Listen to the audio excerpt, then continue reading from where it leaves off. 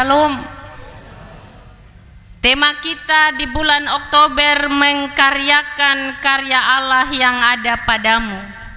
Dan subtema kita di minggu yang pertama di bulan ini, dipanggil, dibenarkan, dan dimuliakan.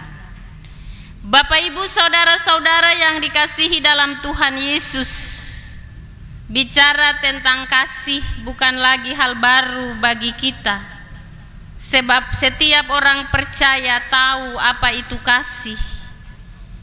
Kasih paling sering dibicarakan, namun sulit untuk dilakukan. Kasih seringkali dilakukan sebagai investasi yang harus menguntungkan di kemudian hari. Manusia terpanggil untuk menyatakan kasih Yesus dalam kehidupan sehari-hari, tetapi tanpa disadari, kita cenderung keliru dalam mempraktekkan kasih sejati yang diajarkan Tuhan Yesus kepada kita. Kasih sejati adalah seperti kasih Bapa kepada Yesus, kasih Yesus kepada kita, kasih kepada sahabat, memberikan yang terbaik sampai berkorban. Kasih kepada Allah dan sesama membuat kita dipanggil menjadi murid sejati. Sebab murid sejati akan tinggal di dalam Kristus.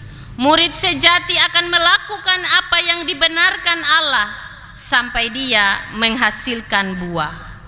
Kasih adalah buah yang paling kuat dalam menunjukkan ciri murid Yesus. Kasih adalah pondasi kehidupan kekristenan yang harus diterapkan dalam perjalanan kehidupan kita sebagai murid dan sahabat yang mengaku Yesus sebagai Tuhan dan penyelamat kita. Bapak, Ibu, saudara-saudara yang saya kasihi dalam Tuhan Yesus Kristus, ada dua bagian dalam bacaan firman kita tadi, ayat 9 sampai 11. Di sana penulis Injil Yohanes mau menyampaikan bagian firman ini terjadi pada saat atau di latar belakangi dengan sebuah situasi di mana umat saat itu sedang diancam bahkan dianiaya karena iman kepada Yesus Kristus. Pertikaian itu dipicu oleh masalah apakah Yesus adalah Mesias. Tetapi kemudian Yohanes 15 ini menjelaskan bahwa Yesus adalah benar-benar Mesias. Yesus ditampilkan sebagai pokok anggur pada awal bacaan ini. Dengan keilahiannya dia datang ke dunia untuk membawa keselamatan. Dan Yesus kemudian menekankan tentang hidup saling mengasihi seperti bacaan kita tadi. Tuhan Yesus katakan bagi murid-muridnya, tetapi bagi Bapak, Ibu, dan saya, seperti Bapa telah mengasihi aku, demikianlah juga aku telah mengasihi kamu. Tinggallah di dalam kasihku itu. Tuhan Yesus minta kita tinggal di dalam kasih-Nya, supaya kehidupan kita dipenuhi dengan kasih, dan kita melakukan kasih itu dimanapun kita berada, kasih tanpa syarat, seperti yang diteladankan oleh Yesus. Dia mengerjakan kasih itu sampai pada sebuah pengorbanan demi keselamatan, kesembuhan, pemulihan, dan kebebasan kita dari dosa. Tuhan Yesus selanjutnya katakan, jikalau kamu menuruti perintahku, kamu akan tinggal di dalam kasihku.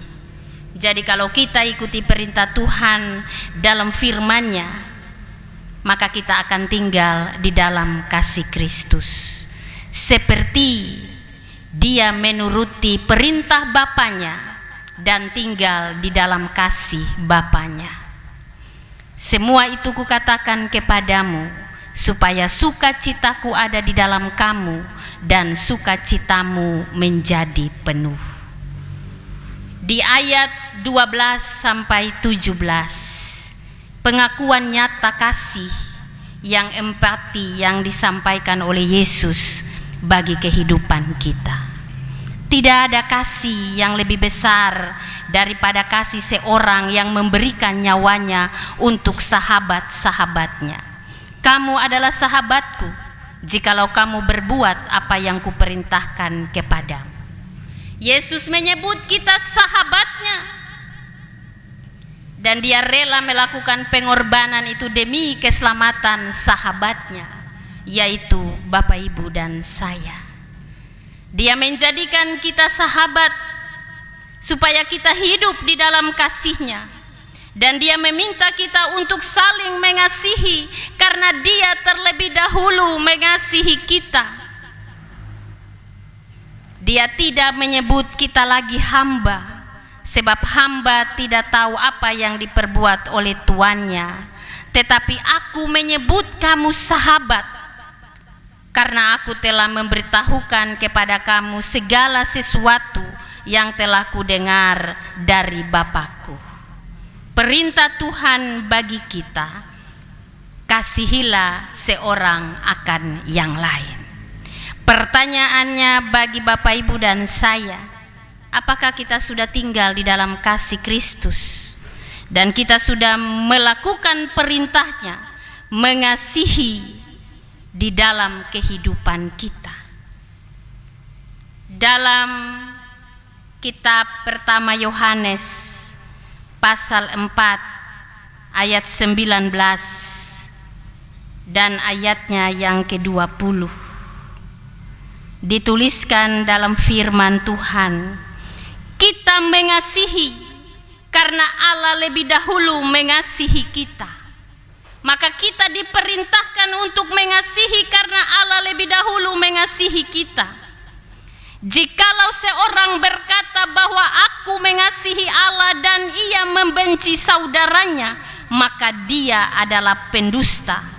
Karena barang siapa tidak mengasihi saudaranya yang dilihatnya, tidak mungkin mengasihi Allah yang tidak dilihatnya.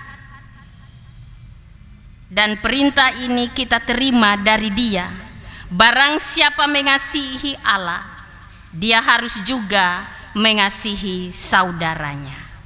Bapak, Ibu, saudara-saudara yang dikasihi dalam Tuhan Yesus, kasih adalah identitas kita, ciri khas kehidupan kita sebagai murid-murid Tuhan, sebagai pengikut-pengikut Kristus. Maka jika dalam hidup ini kita tidak melakukan kasih, maka kita tidak mencirikan Kristus di dalam kehidupan kita lewat tindakan, perkataan, dan perbuatan kita. Sebab Allah yang kita sembah dan imani adalah Allah yang penuh kasih. Dan barang siapa tetap berada di dalam kasih Allah itu, ia tetap berada di dalam Allah dan Allah di dalam Dia. Maka jika kita mau kehidupan kita ada terus di dalam kasih Allah itu, maka mari kita diminta untuk melakukan kasih lewat tutur kata, perbuatan, dalam tindakan yang nyata. Seperti introitus kita tadi katakan, anak-anakku, marilah kita mengasihi bukan dengan perkataan atau lidah, tetapi dengan perbuatan dan dalam kebenaran. Kasih yang aktif dan bukan kasih yang pasif. Firman Tuhan dari Injil Yohanes 15 ayat 9 sampai 17 mau mengajarkan kita yang pertama, tetaplah di dalam kasih Tuhan supaya kita menemukan kehidupan yang berkenan pada Allah di sorga. Ketika kita tetap tinggal di dalam kasih Tuhan, maka kita akan menghasilkan buah-buah kasih lewat perbuatan hidup kita hari lepas ke hari. Hal yang kedua, kita dipanggil untuk melaksanakan perintah Tuhan untuk saling mengasihi. Kasih Bapa dan kasih Tuhan Yesus sangat sempurna. Kasih itu sama dengan kasih Bapa pada Tuhan Yesus, telah menjadi pola buat kasih Tuhan Yesus bagi kehidupan kita. Maka kita diminta untuk tidak melupakan kasih Tuhan dan untuk tetap mengalami dan menikmati kasih Tuhan di sepanjang kehidupan kita. Hal yang ketiga, mari kita jadikan kasih sebagai fondasi hidup kita sebagai orang-orang percaya. Kasih adalah karya Allah bagi manusia sebagai perbuatan yang baik. Karena begitu besar kasih Allah akan dunia ini, sehingga Ia telah mengaruniakan anaknya yang tunggal, supaya setiap orang yang percaya kepadanya tidak binasa, melainkan beroleh hidup yang kekal. Maka mari kita hidup dalam kasih Allah. Kita harus mengkaryakan karya kasih Allah itu dalam keterpanggilan kita sebagai umatnya. Sesuai dengan tema kita di bulan ini, mengkaryakan karya Allah yang ada padamu. Dan subtema kita di minggu ini, dipanggil, dibenarkan, dan dimuliakan. Bapak, Ibu, dan saya, kita telah dipanggil keluar dari kegelapan, menjadi satu persekutuan dalam terang kasih Allah. Kita lalu sudah dibenarkan melalui pengorbanan Yesus Kristus dengan kasih-Nya yang besar yang membawa kita kepada keselamatan, pengampunan, dan pembenaran di dalam hidup. Dan saatnya kita akan dimuliakan ketika kita tetap hidup di dalam kasih, melakukan kasih itu sampai Dia datang pada kali yang kedua. Ada 3 hal yang harus menjadi catatan penting bagi kita agar dapat mengkaryakan karya Allah dalam hidup kita kepada orang lain melalui keterpanggilan sebagai umat kepunyaannya. Kita semua dipanggil, bukan memanggil. Kita semua dipanggil sebagai saksi Kristus, sebagai pengikutnya dalam mengkaryakan perintah Allah dalam tindakan kasih yang nyata. Bukan kasih yang tersembunyi, kasih yang empati, bukan kasih yang menuntut balas, tetapi kasih tidak bersyarat.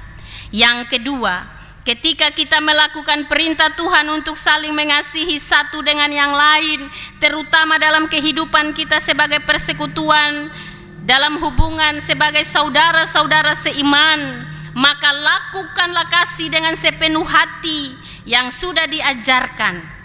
Jangan menyimpang ke kanan atau ke kiri, dan jangan menambah atau mengurangi apa yang sudah diajarkan Tuhan Yesus, agar engkau dibenarkan oleh Tuhan yang kita percaya akan tetap dimuliakan sampai kedatangannya.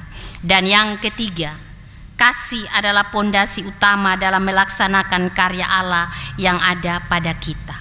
Sebab kehidupan kekristenan yang tinggal di dalam kasih Kristus akan tetap hidup dengan kehidupan yang baru, dan dia akan membangun kehidupan dengan fondasi yang kuat, sebab kasih menjadi dasarnya.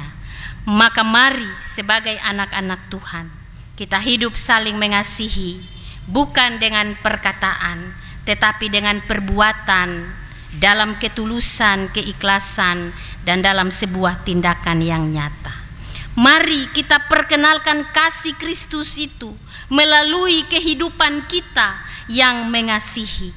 Mari kita tinggal di dalam kasih Kristus, dan kasih Kristus itu supaya hidup kita menghasilkan buah-buah kebenaran dimanapun kita berada.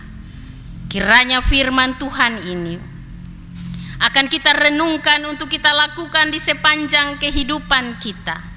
Sebab jika kita hidup tanpa kasih, maka kita hidup di luar Allah. Jadi jika kita mau tetap hidup berada di dalam kasih Allah itu, tetaplah tinggal di dalam kasih dan melakukannya dimanapun kita berada, kepada siapapun, bahkan sampai pada musuh kita sekalipun. Roh Kudus kiranya memampukan kita untuk mengkaryakan karya Allah yang ada pada kita dalam tindakan-tindakan kasih yang kita lakukan dimanapun kita ada. Amin.